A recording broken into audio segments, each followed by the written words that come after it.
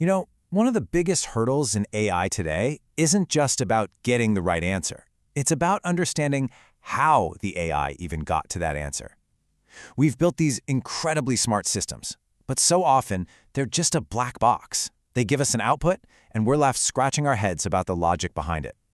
But what if we could flip that on its head? What if we could build an AI that doesn't just predict an outcome, but can actually show its work and explain the hidden factors it used to get there? That's the whole quest for so-called white box AI, and it's a total game changer, especially for the world of science. So to really get what's so special here, we've got to understand the core problem they're trying to solve. Just picture a scientist feeding an AI a big spreadsheet of data. Could be anything: survey results, medical data, you name it. Think of this as the AI's data drawer. For most AI models out there, that drawer is an absolute train wreck. It just sees all this data as one big tangled-up ball of yarn. And if you're a scientist trying to pinpoint a specific cause for a specific effect, that's a huge problem. You can't discover the root cause of a disease if all the signals are hopelessly knotted together. And this comparison really nails the issue. On the left, you've got that entangled mess, our messy drawer, the classic black box. On the right, that's the dream, a disentangled representation. Every important factor is neatly sorted into its own little compartment. The goal is basically to teach our AI to be a super organized, neat freak with its data. Now, the fancy term for these hidden causes is latent variables. Think about concepts like customer satisfaction or economic confidence. You can't just stick a ruler on them and measure them directly, right? But you can see their effects in the data. The whole point of this disentanglement is to get the AI to cleanly identify and isolate these hidden drivers. So you might be wondering, if this is such a big problem, what have people tried to do about it before? Well, there have really been two main strategies, and honestly, both of them have some pretty serious flaws. Okay, so on one side, you've got these models that use what are basically statistical tricks. They try to punish the AI every time it mixes up the signals, kind of like a slap on the wrist. But it's still a black box approach. It encourages the AI to be neater without really understanding why. On the other side, there's a classic method from the social sciences called SEM. This is more like a pre-built, super rigid drawer organizer. It's easy to interpret, sure, but it's not flexible at all, and it completely falls apart when you feed it the complex data that modern AI is supposed to be great at. So you're stuck. One way is too opaque, the other is way too rigid. And that is where this new approach, SE-VAE, comes in. It stands for Structural Equation-Variational Autoencoder. A bit of a mouthful, I know. But the key thing is, instead of just trying to force the AI to be neat, SE-VAE is designed from the very beginning with a much smarter, more flexible architecture. And here is the core philosophy, and I think the researchers said it perfectly. SE-VAE is interpretable by construction. This isn't just some feature they bolted on at the end.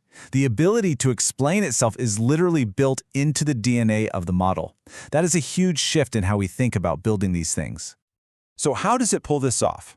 It all comes back to that drawer analogy. First, it groups related data points together. Then, it assigns a specialist encoder to each group. Think of it as a little mini AI whose only job is to understand one single concept. But here's the genius part. It also has this thing called a global nuisance encoder. This is like a junk tray in the drawer. Its job is to find and collect all the random noise and messy background signals so that the specialist can get a really clean look at what actually matters. All right, so that design sounds amazing in theory, right? But the real question is, does it actually work when the rubber hits the road? To find out, the researchers pitted SE-VAE against the leading black box models in a whole series of tough tests. And the results? Well, they're not just good. They're kind of shocking. On a key metric that measures how well a model can isolate each hidden factor, SE-VAE scores around 0.8. That is incredibly good. The next best model is all the way down at 0.4, and the classic approach is at a measly 0.2. This isn't just a small improvement, it's a completely different league. And the reason it does so well is exactly what we were just talking about. The researchers took the model apart piece by piece to find the secret sauce. And they confirmed it. The magic isn't in the statistical tricks. It's the architectural structure itself. It wins because it has a fundamentally better design. Plain and simple. Okay, so the model is a beast, but let's zoom out. What does this actually mean for the real world? Why is having a white box AI like this such a massive deal for science? This is where it gets really, really cool. SE-VAE acts like a bridge connecting the raw power of AI with actual scientific theory. So, a neuroscientist could use it to filter out scanner noise and find the real brain signals. A social scientist could use it to automatically correct for biases in their survey data. An economist could build more transparent models of things like consumer confidence. And a geneticist could use it to help uncover the specific genetic pathways that lead to a disease.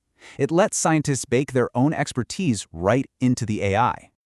And really, that's the bottom line. Because CAV is built on a structure that humans can understand, it makes these incredibly powerful tools accessible and trustworthy for everyone. Now a biologist or a psychologist, not just a hardcore data scientist, can build a model that actually reflects how they see the world, and they can trust the answers it gives them. It puts the power back in the hands of the domain experts.